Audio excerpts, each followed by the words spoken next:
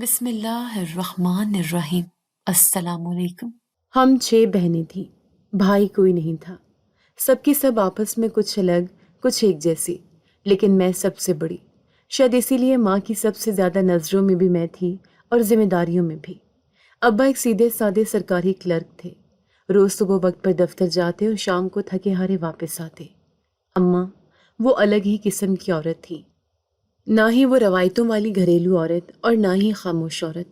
وہ بے باک تھی، میٹرک پاس، بولنے کا سلیقہ، چلنے کا انداز، ہر چیز میں خود اعتمادی۔ محلے والی عورتیں ان سے کتراتی تھیں، مرد نظریں چراتے تھے اور بچے ان سے ڈرتے تھے۔ اماں کسی فلم میں کردار کی طرح تھی، جو اپنے اصول خود بناتی ہیں اور انہیں توڑنے کا حق بھی صرف خود رکھتی ہیں۔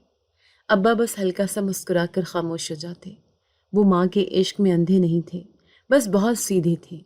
محلے والے ہمیں وہ لوگ کہتے تھے، کچھ تو ہمیں اسلام بھی نہیں کرتے تھے، اور اماں کو تو جیسے فرق ہی نہیں پڑتا تھا۔ ایک دن میں نے اماں سے پوچھا، آپ اور ابا کی شادی کیسے ہوئی تھی؟ اماں نے ایک عجیب سے مسکراہٹ کے ساتھ کہا، میں ایک فیکٹری میں کام کرتی تھی، تمہارے ابا روز اس سڑک سے گزرتے تھے، پہلے ایک دوسرے کو دیکھا، پھر سلام دعا، پھر چائے، پھر فون، اور ایک دن سیدھے کوٹ۔ پھر ہنستے ہوئے کہنے لگی، تمہارے دادا دادی نے تو مجھے دیکھ کر کہا تھا، یہ لڑکی تو ہمارے گھر کی نہیں لگتی۔ میں نے ابا سے کہا، یا تو کوٹ چلو یا میں چلی جاؤں گی واپس، اور تمہارے ابا سیدھے کوٹ۔ اماں کی باتوں میں فخر ہوتا تھا، اور میرے اندر کہیں ایک سوال جاگتا تھا کہ کیا سب مائیں ایسے ہی کرتی ہیں؟ کیا ہر محبت رشتوں کو روند کر آگے بڑھتی ہے؟ لیکن بچپن میں ایسے سوال صرف دماغ میں گونجتے ہیں، زبان تک نہیں آتے۔ ہم کرائے کے گھر میں رہتے تھے، دادی، چچا، پھوپھیاں، کسی کا ہم سے کوئی تعلق نہیں تھا۔ ابا نے شادی کے بعد سب رشتے توڑ لیے تھے۔ میں نے آنکھ کھولی تو اماں کو ایسا ہی پایا۔ ان کے انداز، ان کی خود اعتمادی، ان کا ہر فیصلہ، وہ سب میرے اندر بسنے لگا تھا۔ میں ان کی بیٹی تھی، اور مجھے لگتا تھا دنیا کو پیچھے چھوڑ کر جینا شاید یہی ہوتا ہے۔ ابا اور اماں کے بیچ خاموشی آ چکی تھی، مگر زندگی رکی نہیں تھی۔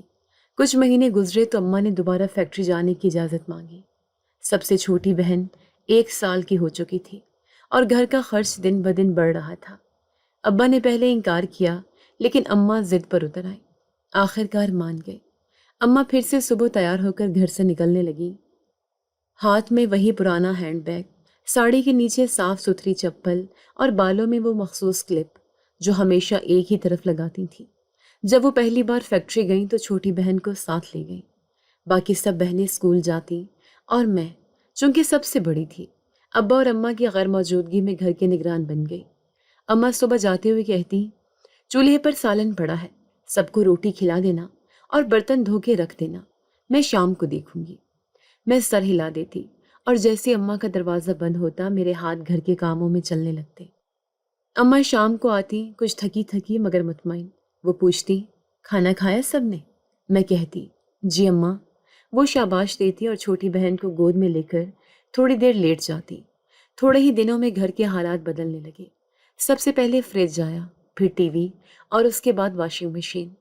ابا کی تنخواہ سے تو یہ سب ممکن نہ تھا، یہ سب اماں کی کمائی کا کمال تھا۔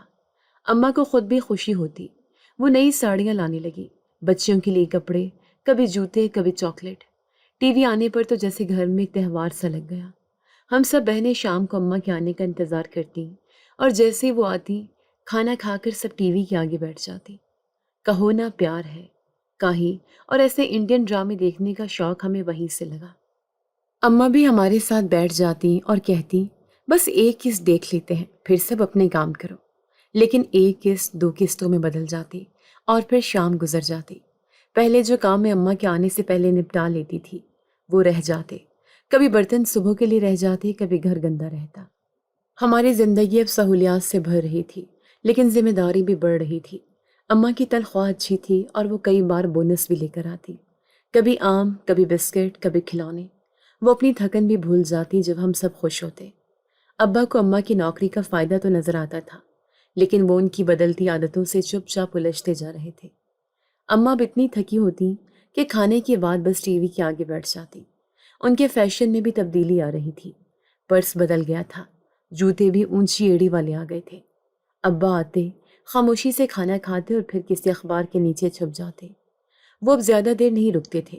ان کی آنکھوں میں کچھ سوال ہوتے لیکن وہ زبان پر نہیں آتے تھے۔ اور ہم سب کو بس ایک نیا کس دیکھنا ہوتا، ایک نیا سین، ایک نیا ڈائیلاگ۔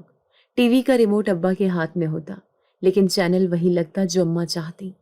ابا نے خاموشی سے سب کچھ قبول کر لیا تھا یا شاید صرف برداشت کر رہے تھے۔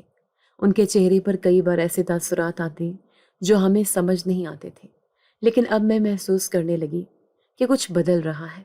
اماں کا رویہ، ان کی باتیں، ان کا روز کا تیار ہو کر جانا اور شام کو بسا اوقات مہنگی چیزیں لے کر آنا، یہ سب ابا کی آنکھوں سے چھپ نہیں رہا تھا۔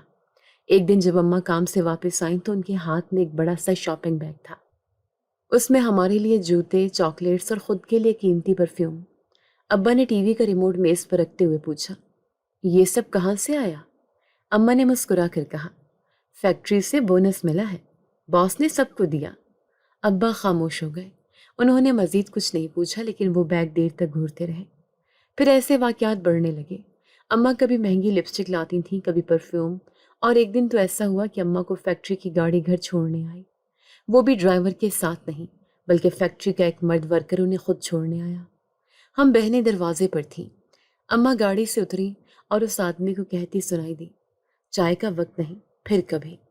یہ بات شاید ابا نے بھی کھڑکی سے دیکھی۔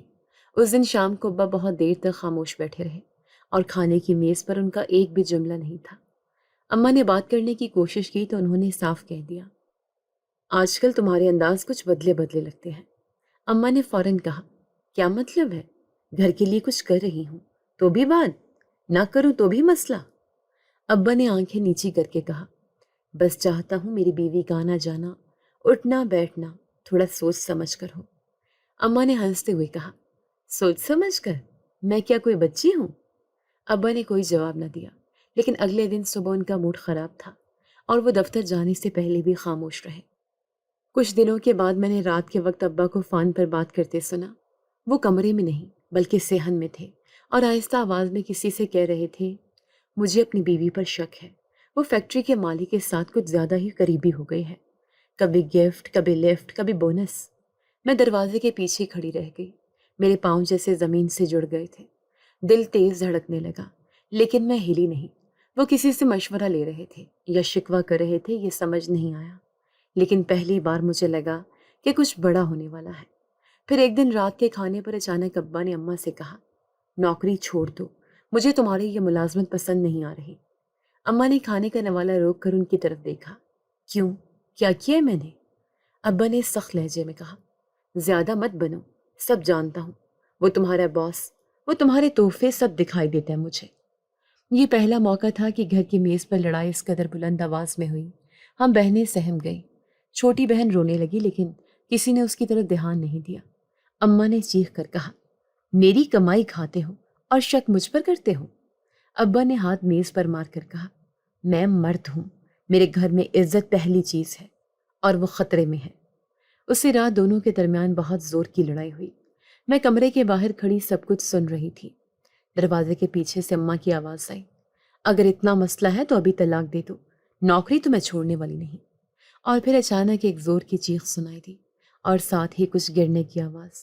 ابا نے اماں پر ہاتھ اٹھایا تھا۔ دوسری صبح اماں کی آنکھ سوجی ہوئی تھی اور چہرے پر خراش تھی۔ انہوں نے کچھ نہیں کہا۔ ابا آفس چلے گئے اور اماں نے بس اتنا کہا، سب سنبھالو، میں دیر سے جاؤں گی۔ ہم سب معمول کے مطابق اسکول چلے گئے، لیکن شام کو جب لوٹے تو ابا گھر پر نہیں تھے۔ رات آدھی ہو گئی، پھر بھی نہ آئے۔ اماں نے کچھ نہیں کہا، جیسے انہیں فکر ہی نہ ہو۔ اگلے دن شام کے قریب دروازہ کھلا۔ ابا اندر داخل ہوئے، لیکن ان کی حالت بری تھی۔ شرٹ پھٹی ہوئی، چہرے پر زخم اور بازو پر پٹی۔ ہم سب بھاگ کر ان کی طرف گئے۔ اماں دور کھڑی رہیں۔ ابا نے بس اتنا کہا، کسی نے پیچھے سے حملہ کیا ہے، راستے میں۔ اماں نے صرف اتنا کہا، یا کسی سے پنگا لیا ہوگا۔ ابا نے اماں کی طرف دیکھ کر کہا، جسے تم باس کہتی ہو اس کا انداز بھی مجھے معلوم ہے۔ یہ جملہ سن کر اماں کا چہرہ زرد پڑ گیا، لیکن انہوں نے کچھ نہیں کہا۔ میں نے پہلی بار اپنے گھر کے اندر وہ خاموش زہر محسوس کیا جو دکھائی نہیں دیتا مگر سب کچھ بدل دیتا ہے۔ اسی دن مجھے احساس ہوا کہ سائز صرف باہر نہیں، گھروں کے اندر بھی گہرے ہو سکتے ہیں۔ ابا کی زخمی حالت میں گھر واپسی کے بعد ایک عجیب سا سکوت چھا گیا تھا۔ اماں اور ابا ایک ہی چھت کے نیچے رہ رہے تھے، مگر ایک دوسرے کے لیے جیسے غیر ہو چکے تھے۔ بات چیت مکمل بند تھی۔ کھانے کی میز پر صرف چمچوں اور پلیٹوں کی آواز سنائی دیتی۔ نہ سلام، نہ دعا، نہ کوئی روزمرہ کی گفتگو۔ چھوٹی بہنیں کچھ سمجھ نہ پاتی، لیکن میں جانتی تھی کہ خاموشی صرف خالی پن نہیں ہوتی، وہ بولتی ہے۔ بس سننے کے لیے دھیان چاہیے۔ ابا زیادہ تر اپنے کمرے میں رہنے لگے تھے۔ ایک شام ابا نے کمرے سے نکل کر اماں سے کہا، سن لو، اگر کل بھی تم کام پر گئیں تو میں تمہیں طلاق دے دوں گا۔ اماں نے صوفے پر بیٹھے بیٹھے نظر اٹھائی اور بس اتنا کہا، کل کیا، آج بھی دے دو، میں نوکری پر ضرور جاؤں گی۔ ہم سب سن رہے تھے، کوئی کچھ بول نہیں رہا تھا۔ چھوٹے سب سہمے ہوئے تھے اور مجھے اماں کی بے نیازی میں عجیب سا زہر محسوس ہوا۔ ابا کے چہرے کا رنگ بدل گیا، مگر انہوں نے مزید کچھ نہیں کہا۔ وہ واپس کمرے میں چلے گئے اور دروازہ بند کر لیا۔ اس رات سب سوئے، لیکن میں جاگتی رہی۔ بار بار خیال آیا کہ صبح کیا ہوگا؟ کیا واقعی ابا طلاق دے دیں گے، یا اماں خود کچھ ایسا قدم اٹھا لیں گے جس سے گھر اور بھی بکھر جائے گا؟ اگلی صبح اماں تیار ہو رہی تھیں۔ انہوں نے ہمیشہ کی طرح ساڑی پہنی، لپسٹک لگائی اور چھوٹی بہن کو گود میں لے کر چپ کروایا۔ میں نے پوچھا، اماں آج؟ انہوں نے بات کاٹتے ہوئے کہا، بس خاموشی سے اسکول جاؤ، تم لوگوں کا کام پڑھنا ہے، باقی چھوڑ دو۔ میں کچھ نہیں بولی، بس چھوٹی بہن کا بیگ سنبھالا اور سب کو لے کر اسکول کی طرف روانہ ہو گئی۔ ہم 6 بہنیں اسکول گئیں اور جیسے ہر روز ہوتا تھا ویسے ہی دن گزرا۔ واپسی پر گھر آئے تو دروازہ کھلا تھا، مگر اماں گھر پر نہیں تھی۔ میں نے سب کمرے دیکھے، صحن میں جھانکا، مگر وہ کہیں نہیں تھی۔ چھوٹی بہن نے پوچھا، اماں کہاں ہیں؟ میں نے کہا، شاید باہر گئی ہیں، آ جائیں گی۔ لیکن دل کے کسی کونے میں ایک بے چینی تھی۔ وقت گزرتا گیا، سپہر شام میں بدلی، شام رات میں۔ اماں لوٹ آئیں، تھکی ہوئی سی، جیسے کچھ چھپانے کی کوشش کر رہی ہوں۔ میں نے دبے سے لہجے میں پوچھا، ابا کہاں ہیں؟ انہوں نے فوراً پلٹ کر سختی سے کہا، میں کیا پتہ لگاؤں، کوئی چھوٹا بچہ تھوڑی ہے، خود ہی آ جائیں گے۔ ان کا انداز ایسا تھا کہ جیسے کچھ جانتے ہوئے بھی وہ انجان بن رہی ہوں۔ میرے اندر ایک گھبراہٹ تھی۔ رات ہو چکی تھی، ابا کا کوئی اتا پتہ نہیں۔ وہ کبھی اتنی دیر نہیں کرتے تھے۔ ان کا موبائل بھی بند جا رہا تھا۔ ہم بہنوں نے کھانا بھی نہیں کھایا۔ صحن میں بار بار دروازے کی طرف دیکھتے رہے۔ اماں نے ٹی وی آن کر لیا، جیسے کچھ ہوا ہی نہ ہو۔ میں نے ہمت کر کے دوبارہ پوچھا، اماں کیا کوئی کال آئی؟ بولی، بس کرو راویہ، دماغ خراب نہ کرو، آ جائیں گی تو بتا دوں گی۔ لیکن وہ رات گزر گئی اور ابا واپس نہ آئے۔ دوسرے دن صبح جب ہم سب نیند سے اٹھے تو فون کی گھنٹی بجی۔ اماں نے کال اٹھائی اور چند لمحے خاموش رہیں، پھر ان کا چہرہ زرد پڑ گیا۔ انہوں نے کہا، ہاں ہم آ رہے ہیں۔ فون بند کر کے انہوں نے مجھے دیکھا اور بولی، تیار ہو جاؤ، اسپتال جانا ہے، تمہارے ابا کا ایکسیڈنٹ ہو گیا ہے۔ یہ سن کر سب کی سانسیں رک گئیں، کوئی رونے لگا، کوئی ساکت ہو گیا۔ اماں نے خاموشی سے دوپٹہ لیا اور ہمیں تیار ہونے کا کہا۔ ہم سب اسپتال پہنچے تو وہاں کا عملہ ہمیں سرد خانے کی طرف لے گیا۔ ابا کی لاش وہاں پڑی تھی، کپڑوں پر خون، چہرے پر زخم، آنکھیں بند۔ ایک گاڑی نے انہیں زور سے ٹکر ماری تھی۔ کچھ گواہوں کے مطابق وہ سڑک پار کر رہے تھے اور دوسری طرف کچھ دیکھتے دیکھتے اچانک گاڑی کی زد میں آ گئے۔ اماں نے رو دھو کر سب کی توجہ اپنی طرف کھینچ لی۔ محلے والے آئے، ہمدردی کرنے لگے۔ کفن دفن کا انتظام ہوا۔ سب کچھ اس قدر جلدی میں ہوا کہ ہم سمجھ ہی نہ سکے کہ کل تک جو انسان ہمارے ساتھ تھا وہ آج صرف ایک خاموش جسم بن چکا ہے۔ محلے والوں نے اماں کو عدت بیٹھنے کا مشورہ دیا، مگر انہوں نے سنا ہی نہیں۔ تیسری ہی شام فیکٹری جانے کی تیاری کرنے لگی۔ میں نے کہا، اماں آپ کو تو… انہوں نے کاٹتے ہوئے کہا، کام پر جانا ہے، یہ سب کرنے والے بہت ہوتے ہیں، کمانے والے کم۔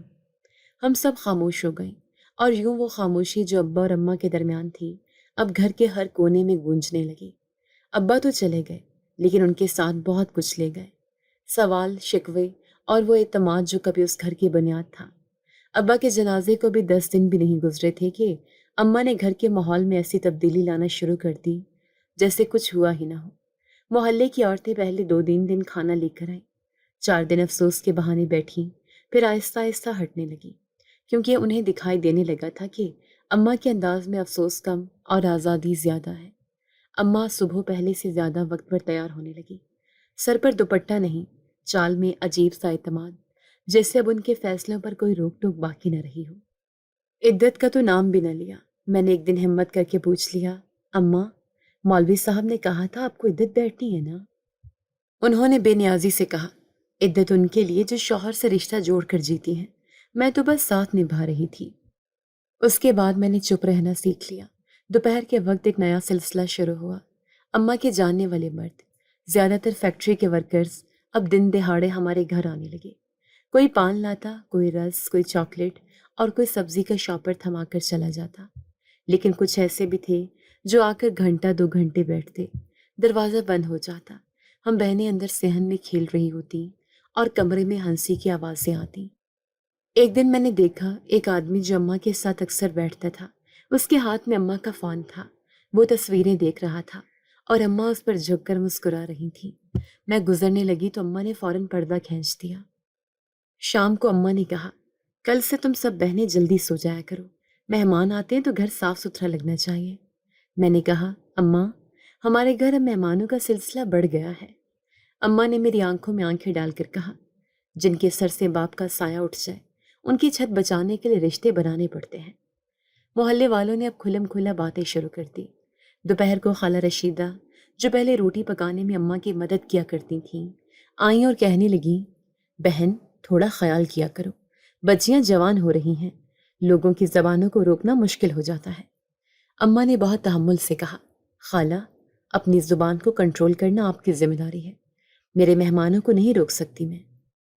उसी रात के बाद खाला रशीदा ने भी आना बंद कर दिया। मोहल्ले में बातें होने लगीं कि अम्मा का फैक्ट्री मालिक भी उनके करीब आ चुका है।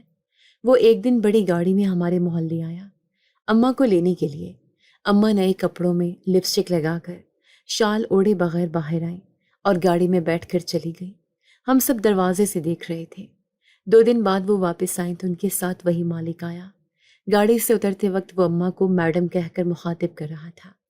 फिर वो दोनों कुछ देर बातें करते रहे और जाते जाते मालिक ने अम्मा को एक लिफाफा थमाया।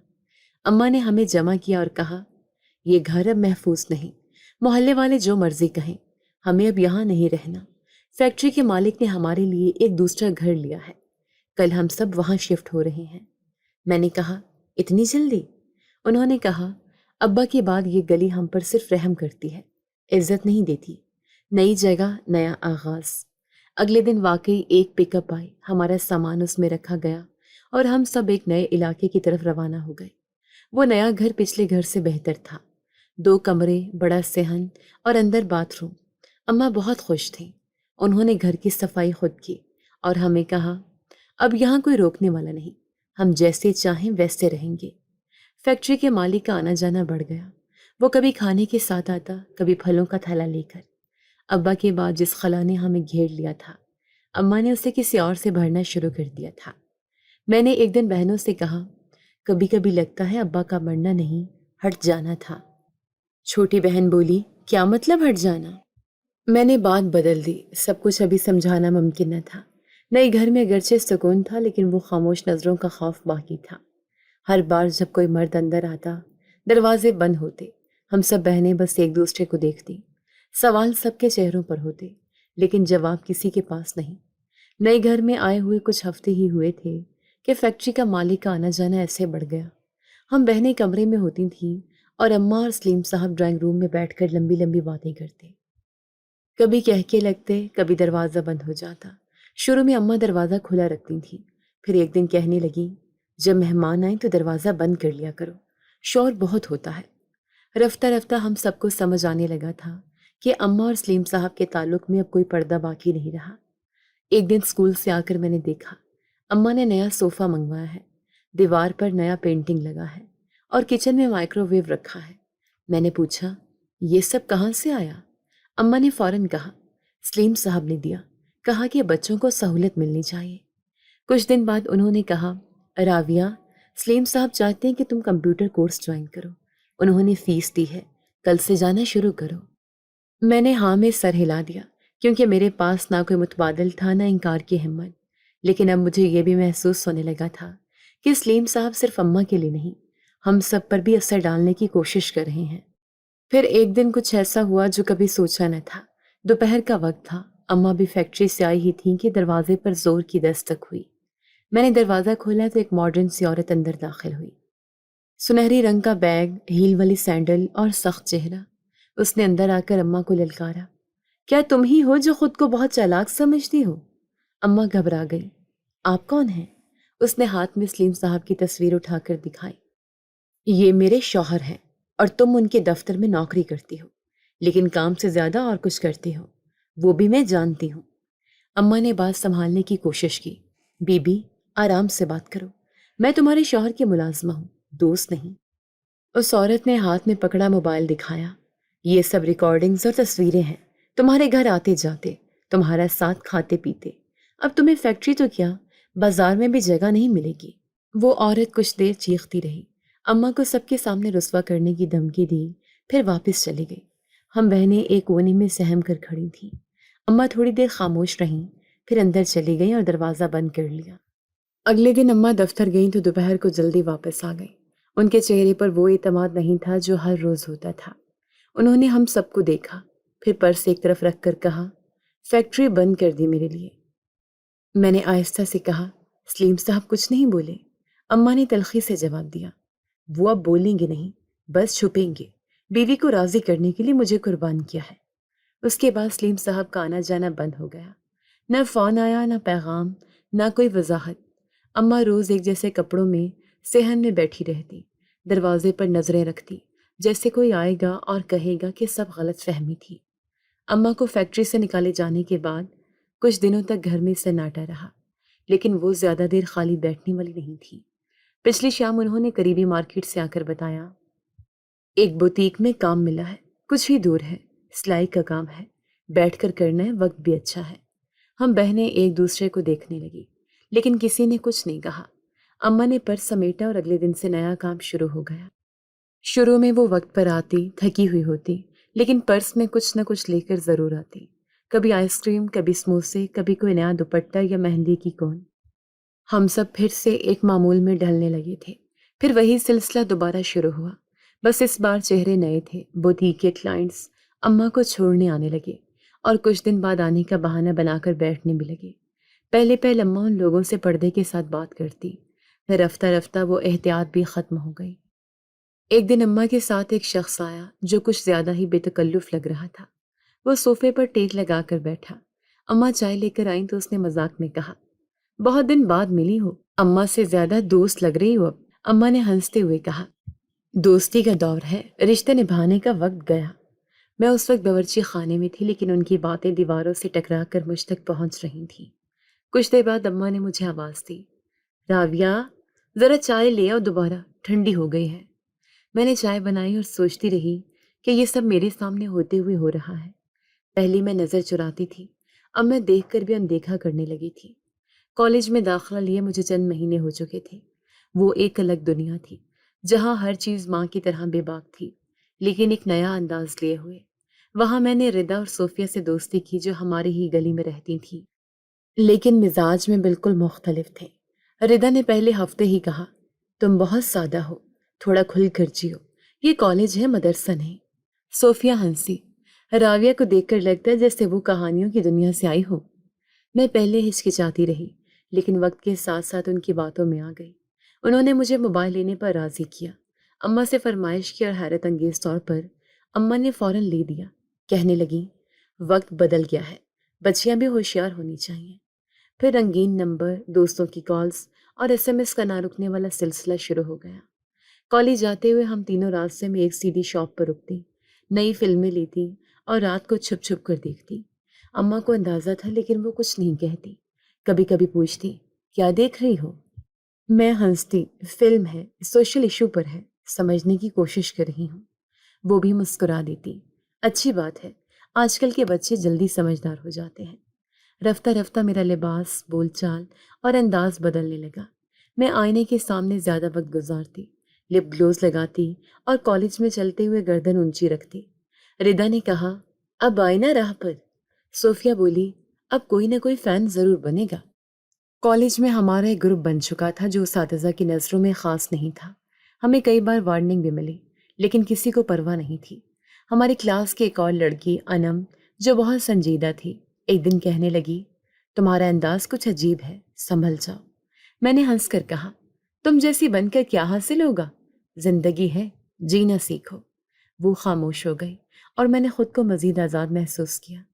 اب میں ماں کی راہ پر چل پڑی تھی، بغیر اس بات کی پرواہ کیے کہ وہ راستہ کہاں جاتا ہے، کیونکہ اب مجھے رکنے سے زیادہ آگے بڑھنے کا شوق لگ چکا تھا، اور وہ بھی اسی رفتار سے جس میں ماں نے قدم رکھا تھا، بے جھجک، بے فکر اور بے سمت۔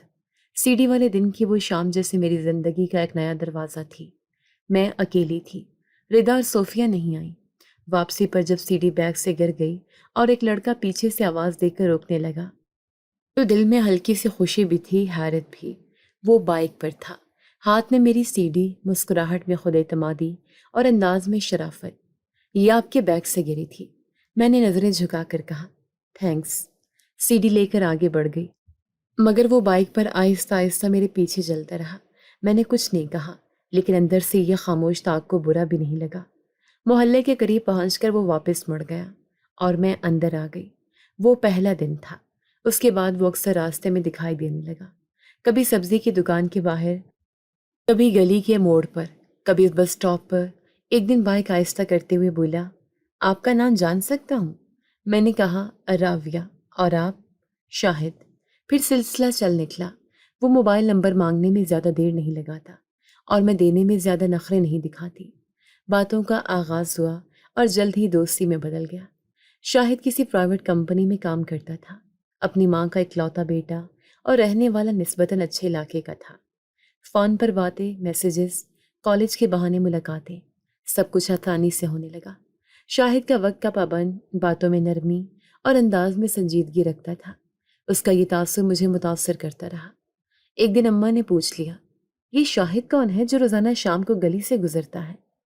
میں نے جھجکتے ہوئے کہا، دوست ہے، کام کرتا ہے، کچھ وقت سے بات ہو رہی ہے۔ اماں نے غور سے دیکھا، پھر پوچھا، کیا سنجیدہ ہے یا بس وقت گزاری؟ میں نے فوراً کہا، سنجیدہ ہے۔ اماں نے ہنستے ہوئے کہا، تو پھر اسے کہو گھر آ کر ملے، ہماری نظروں میں ہوگا تو تمہیں کھلا موقع ملے گا، ورنہ چھپ چھپ کر کچھ حاصل نہیں ہوتا۔ شاہد کو بتایا تو وہ اگلے ہی دن شام کو اماں سے ملنے آ گیا۔ اماں نے سوال جواب کیے، اس کی تنخواہ، نوکری، گھر کا ماحول سب پوچھا، اور جلد ہی وہ گھر کا مہمان بن گیا۔ ہم سب کے لیے بسکٹ لاتا، کبھی آئس کریم، کبھی چکن رول، اور اماں کے لیے ہمیشہ ایک چھوٹا سا تحفہ۔ شاہد کا آنا جانا اب اتنا معمول بن گیا کہ چھوٹی بہنیں بھی اسے بھائی کہہ کر پکارنے لگی۔ کبھی کبھار اماں سے گپ شپ بھی کرتا اور میرے لیے الگ سے فون کارڈ بھی لے آتا۔ تقریباً 1 سال تک یہ سب چلتا رہا۔ ہم ساتھ فلمیں دیکھنے جاتے، ردا اور صوفیہ کے ساتھ گروپ میں شاپنگ کرتے اور چھپ چھپ کر تصاویر بھی بنواتے۔ ایک بار میرے فون میں شاہد کے میسیجز بہن نے دیکھ لیے، مگر کچھ نہ کہا، کیونکہ اب گھر میں یہ سب معمول بنتا جا رہا تھا۔ پھر ایک دن شاہد نے بتایا، میرا ویزا لگ گیا ہے، 3 ماہ بعد دبئی جا رہا ہوں۔ میں نے خوشی کا اظہار کیا، لیکن وہ سنجیدہ ہو گیا۔ اس سے پہلے میں تم سے شادی کرنا چاہتا ہوں۔ میں خاموش ہو گئی۔ میں شادی کے حق میں نہیں تھی، زندگی ابھی چل رہی تھی، مزے میں تھی، بندھن باندھنے کا ارادہ نہیں تھا۔ اماں سے ذکر کیا تو انہوں نے غور سے سنا، پھر ہنستے ہوئے بولی، شادی کر لو، لڑکا تمہیں پسند کرتا ہے، تم اس کی بیوی کہلاؤ گی، پیسے بھیجتا رہے گا، اور تم یہاں آرام سے اپنی مرضی کی زندگی جیو گی۔ میں نے پوچھا، مگر اگر وہ وہاں جا کر بدل گیا، کسی اور کو پسند کر لیا؟ اماں نے سنجیدہ ہو کر کہا، اگر تم نے شادی نہ کی تو پھر وہ تمہیں کوئی ذمہ داری نہیں سمجھے گا، اور پھر بھلا کہاں سے یاد رکھے گا؟ شوہر کا لقب ایک ڈھال ہے جو تمہیں باندھ کر بھی آزاد رکھتا ہے۔ ان کی بات میں شاید حقیقت تھی، یا وہ مجھے اپنے راہ پر لے جانا چاہتی تھی۔ بہرحال میں نے شاہد کو ہاں کہہ دی۔ وہ بہت خوش ہوا۔ اگلے ہی ہفتے اس کی ماں کے ساتھ وہ رشتہ لے کر آ گئی۔ اس کی ماں ایک نرم مزاج عورت تھی، بولنے میں دھیمی، ہر بات پر سر ہلانے والی۔ اماں نے جلدی میں سب کچھ طے کر لیا۔ بندہ جا رہا ہے، نکاح کر کے جائے گا تو دل مطمئن رہے گا۔ سادہ سی تقریب ہوئی، قریبی مسجد میں نکاح، کچھ قریبی لوگ اور ہم بہنوں کی چہل پہل۔ اماں کے چہرے پر اطمینان تھا، جیسے وہ اپنے حکمت عملی میں کامیاب ہو چکی ہو۔ شادی کے بعد میں شاہد کے گھر آ گئی۔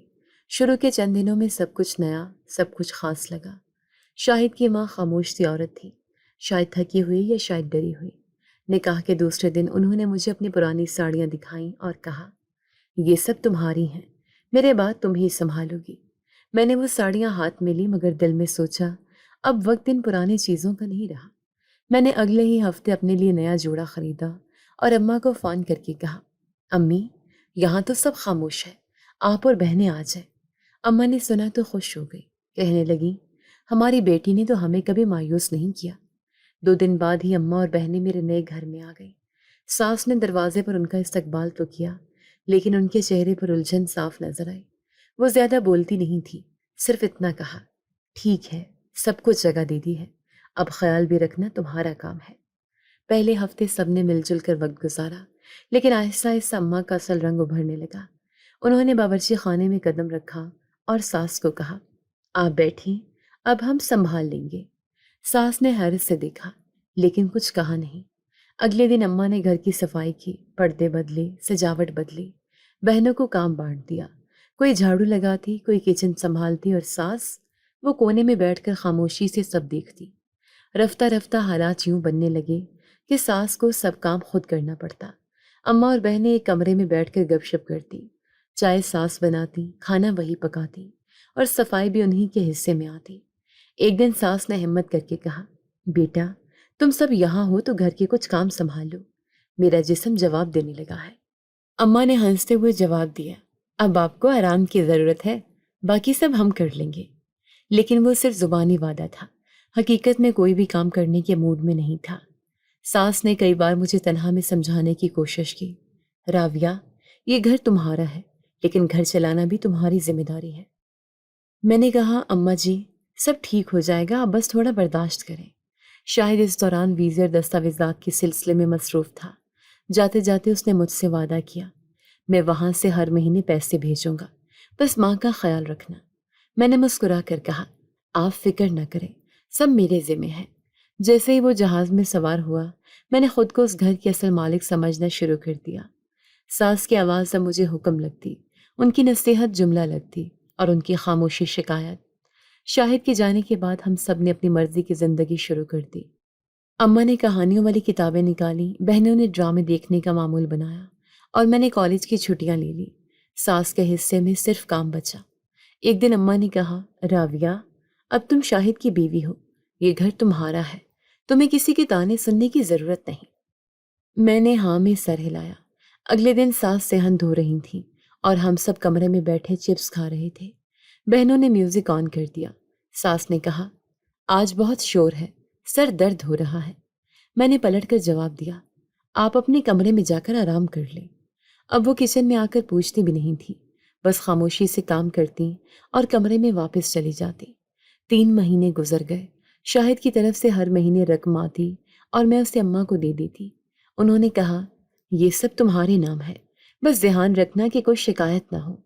ہم نے گھر کے انداز بدل دیے، نیا فرنیچر آیا، پردے بدلے، مہمانوں کے لیے ٹیبل سیٹ کیا گیا۔ ساس ان سب میں کہیں نہیں تھی، وہ دن بدن کمزور ہوتی جا رہی تھی، لیکن شکایت نہیں کرتی۔ ایک دن اماں نے کہا، یہ عورت جب تک یہاں ہے تم آزاد نہیں ہو سکتی، اس پر نرمی دکھائے تو کل تمہیں ہی تانے ملیں گے۔ میں نے کہا، لیکن شاہد، اماں نے بات کاٹ دی، شاہد وہاں ہے، یہاں تم ہو اور تمہارا فیصلہ ہی سب سے اہم ہے۔ اسی رات ساس نے بخار کی حالت میں مجھ سے پانی مانگا۔ میں نے بہن کو کہا، لے جاؤ اور ساتھ پیناڈول بھی دے دینا۔ وہ لے گئی لیکن ساس کی آنکھوں میں جو کچھ تھا وہ شاید شکریہ نہیں، شکوہ تھا۔ شاہد کو گئے ہوئے 4 سال ہو چکے تھے۔ شروع کے کچھ ماہ اس کے پیغامات آتے رہے، کبھی کبھار کال بھی، لیکن پھر رفتہ رفتہ وہ سب ختم ہو گیا۔ آخری کال کب 2 سال ہو چکے تھے۔ میں نے نہ کبھی شکایت کی، نہ کبھی اس کے واپس نہ آنے کا سوال اٹھایا۔ پیسے وقت پر آ رہے تھے، ہمیں اور کیا چاہیے تھا۔ میں مکمل طور پر اس گھر کی حاکم بن چکی تھی۔ اماں کا حکم، میرا فیصلہ اور بہنوں کا ہنسی مذاق، یہ ہماری دنیا تھی اور اس دنیا میں شاہد کی ماں خاموش بے جان وجود بن کر رہ گئی تھی۔ ان کے چہرے پر دن بدن تھکن بڑھتی جا رہی تھی، آنکھیں اندر کو دھنس گئی تھیں، لیکن وہ صبح اٹھتی تھیں، جھاڑو دیتی تھیں، برتن دھوتی تھیں، کپڑے سکھاتی تھیں، نہ شکایت نہ مطالبہ۔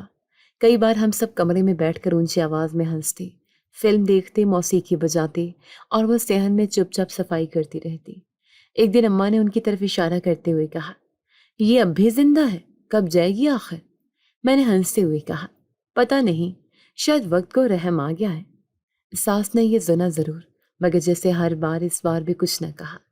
وہ اپنے کمرے میں چلی گئی، دروازہ بند کر لیا۔ ہم نے کبھی ان سے نرمی سے بات نہیں کی۔ ان کے کام پر تنقید کرتے، کپڑوں میں داغ نکالتے، کھانے میں نمک زیادہ یا کم ہونے پر باتیں سناتے۔ کبھی بہنوں میں کوئی بولتی، نانی جی آپ تو ہر وقت کچھ نہ کچھ گرا دیتی ہیں، ہاتھ کامتے ہیں آپ کے؟ ساس صرف مسکرا دیتی یا سر جھکا لیتی۔ میں نے کبھی ان کی حمایت نہیں کی، بلکہ کئی بار اماں کے ساتھ مل کر تانا مارا، ہم نے تمہیں اپنے ساتھ رکھا، یہ کم ہے کیا؟ ایک دن میری ساس سخت بیمار ہو گئے، بخار تیز تھا، جسم کانپ رہا تھا۔ میں نے اماں سے کہا لگتا ہے دوا لانی پڑے گی۔ اماں نے لاپرواہی سے کہا دوا کیا دے گی، چند دن کی بات ہے، پھر آرام ہی آرام ہے۔ میں خاموش ہو گئی، دوا لینے نہیں گئی۔ اگلے دن بہنوں نے ان کے لیے دلیا بنایا، لیکن بہت تھوڑا۔ ساس نے صرف چند چمچ لیے اور پھر لیٹ گئی۔ ان کا چہرہ پیلا ہو چکا تھا۔ بہن نے کہا بھابھی ان کو ڈاکٹر کو دکھا دو، حالت بہت خراب ہے۔ میں نے کہا یہ بیماریاں برسوں چلتی ہیں، کچھ نہیں ہوتا۔ شام کو وہ باتھ روم گئی اور واپسی پر گر پڑی۔ اماں نے کہا اٹھاؤ ان کو، مر جائیں گی تو ہم پر الزام نہ آ جائے۔ میں اور بہن نے مل کر انہیں اٹھایا، بیڈ پر لٹایا، پانی دیا۔ ان کی سانس تیز ہو چکی تھی۔ میں نے کہا امی اگر کچھ ہوا تو؟ اماں نے سنجیدگی سے کہا تو یہی ہوگا جو سب کے ساتھ ہوتا ہے، مرنا کوئی نئی بات نہیں۔ کچھ گھنٹوں بعد ساس کی حالت سنبھل گئی، لیکن اب وہ زیادہ خاموش ہو چکی تھی، نہ کسی چیز کا مطالبہ کرتی تھی، نہ کسی بات پر رد عمل دیتی تھی۔ صبح سے شام تک ایک ہی کونے میں بیٹھی رہتی۔ میں ایک دن ان کے قریب گئی اور کہا کچھ چاہیے؟ انہوں نے سر ہلایا نہیں۔ میں نے کہا کوئی بات کرنی ہے؟ بولی تمہیں کیا فرق پڑتا ہے میری بات سے؟ یہ جملہ سن کر میں رک گئی، دل میں جیسے کچھ چبھ گیا، لیکن فوراً سنبھل گئی۔ میں نے کہا ٹھیک ہے، جیسے تمہاری مرضی۔ میں واپس آ گئی، لیکن رات کو نیند نہیں آئی۔ پہلی بار دل نے سوال اٹھایا کہ اگر شاہد کل آ گیا تو کیا دیکھے گا؟ وہ ماں جو کبھی سر اٹھا کر بولتی تھی اب خاموش کیوں ہے؟ وہ کچن میں کام کرنے والی اب دروازے پر کیوں بیٹھی ہے؟ 4 سال میں سب کچھ بدل چکا تھا، لیکن جو نہیں بدلا تھا وہ شاہد کی ماں کا صبر تھا، اور شاید میرا رویہ جو ہر دن اور زیادہ سخت ہوتا جا رہا تھا۔ مارکیٹ میں شاپنگ کرتے ہوئے اچانک شاہد کی کال آئی۔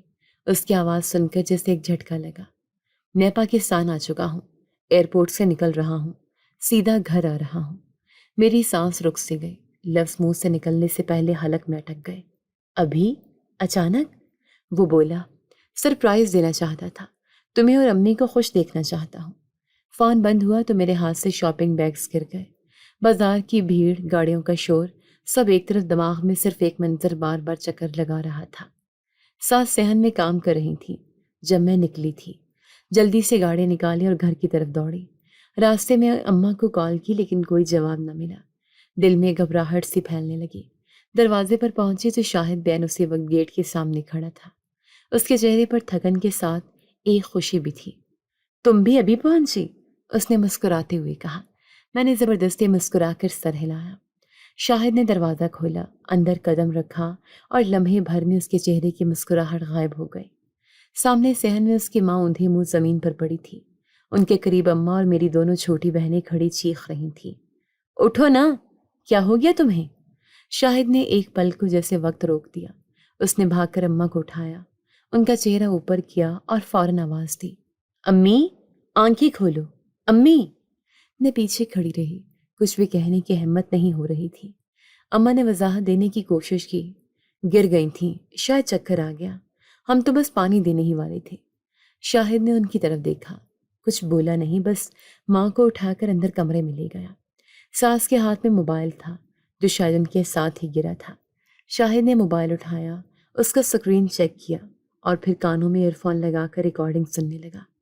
ہم سب خاموش تھے، اماں، بہنیں اور میں، کوئی کچھ بھول نہیں رہا تھا۔ شاہد کی نظریں موبائل سکرین پر تھیں، چہرہ سخت ہوتا جا رہا تھا۔ کبھی کبھی وہ میری طرف دیکھتا، کبھی اماں کی طرف۔ ریکارڈنگ میں ساس کی آواز تھی، میری آواز، اماں کی آواز، بہنوں کی ہنسی، اور ان سب کے درمیان وہ تانے، وہ باتیں، وہ الفاظ جو ہم روزمرہ میں بولتے تھے، اب موبائل میں بطور ثبوت محفوظ تھے۔ شاہد نے موبائل ہٹایا، ایئر فون اتارا اور مجھے دیکھا۔ یہ سب کیا ہے؟ میں نے کچھ کہنا چاہا لیکن الفاظ نہ ملے۔ وہ اماں کی طرف مڑا۔ امی، آپ تو کہتی تھیں کہ میری ماں کو اپنا بنا کر رکھیں گی۔ اماں نے فوراً کہا، بیٹا، عورتوں کی باتوں میں اکثر جذبات ہوتے ہیں، ہم نے کبھی کچھ برا نہیں چاہا۔ تمہاری ماں خود بہت خاموش مزاج ہے، ہر بات دل پر لے لیتی ہیں۔ شاہد نے زور سے کہا، خاموش مزاج ہونے کا یہ مطلب تو نہیں کہ آپ سب ان پر حکومت کریں۔ وہ میری ماں ہے، وہ عورت جس نے مجھے پیدا کیا، بڑا کیا، جسے میں نے آپ کے حوالے کیا اور آپ نے اسے نوکرانی سے بدتر حالت میں پہنچا دیا۔ میری بہنیں خاموش کھڑی تھیں، چہرے پر ہوائیاں اڑی ہوئی تھیں۔ شاہد نے میری طرف دیکھتے ہوئے کہا، راویہ، تم سے امید تھی کہ میری غیر موجودگی میں تم ماں کا سہارا بنو گی، لیکن تم نے تو ان کی زندگی سے سہارا چھین لیا۔ میں نے کہا، میں نے کچھ نہیں کیا اماں اور بہنیں۔ اس نے بات کاٹ دی، تم اس گھر کی مالک تھی، تم نے کچھ نہ کہہ کر سب کچھ ہونے دیا۔ وہ پلٹا اور کمرے کی طرف گیا۔ ساس سب ہوش میں تھی، آنکھیں نیموا، ان کی آنکھوں میں آنسو تھے، اور وہ شاہد کو دیکھتے ہوئے بولی، بیٹا، تو آ گیا؟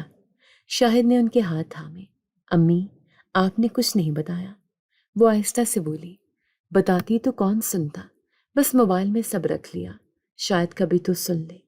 شاہد نے ان کے سر پر ہاتھ رکھا، اب کچھ نہیں ہوگا، اب میں آ گیا ہوں۔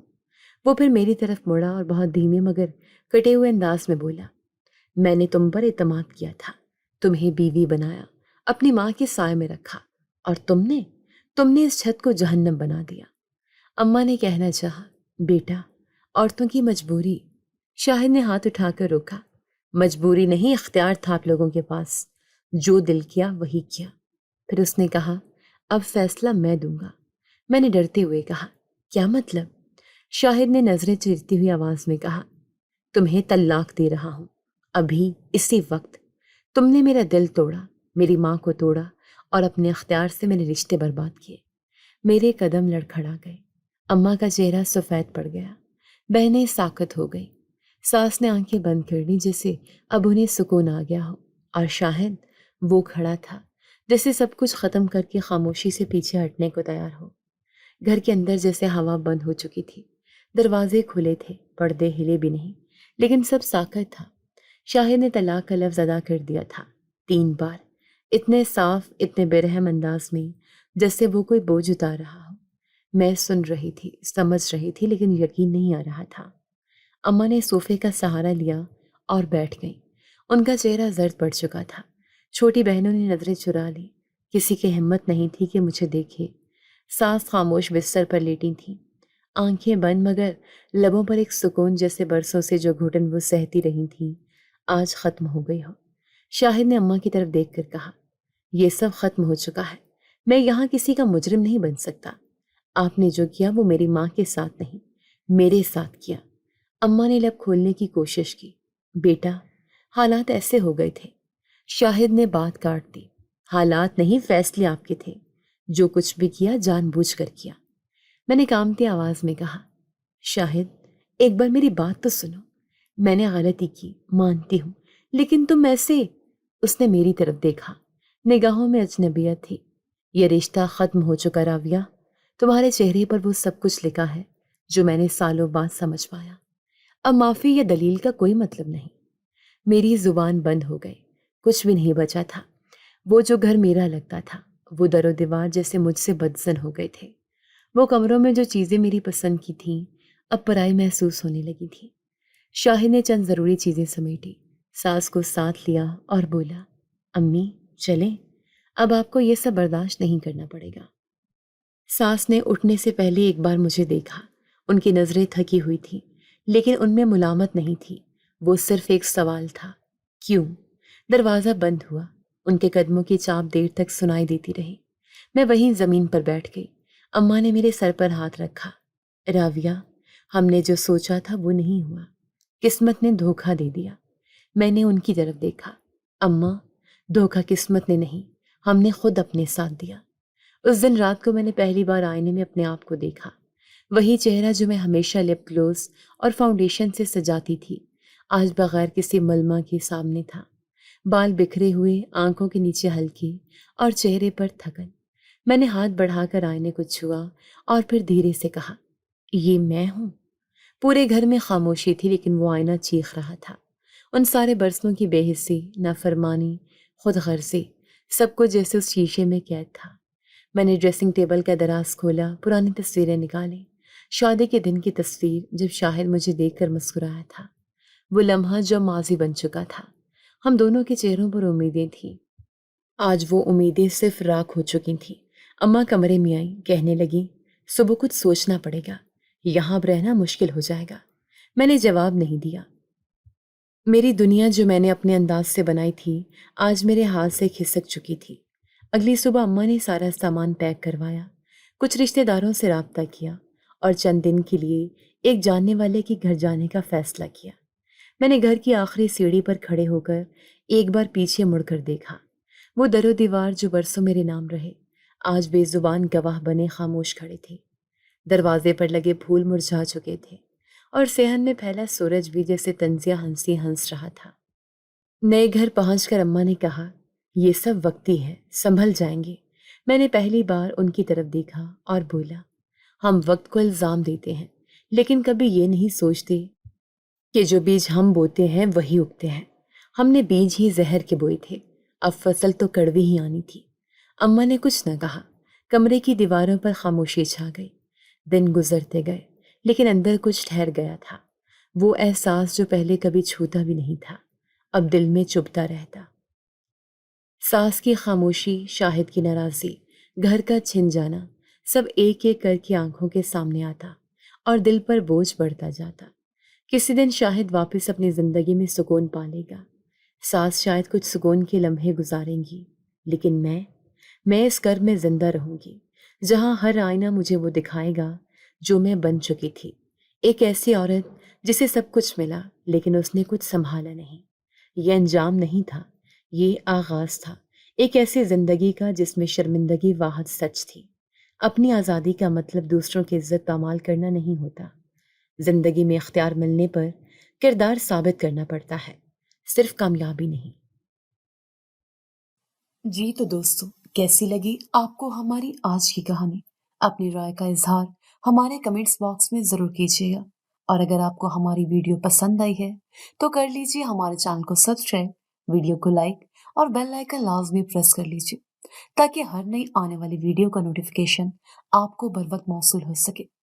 ملتے ہیں ایسی ہی ایک سبق آموز کہانی کے ساتھ، تب تک کے لیے اللہ نگہبان۔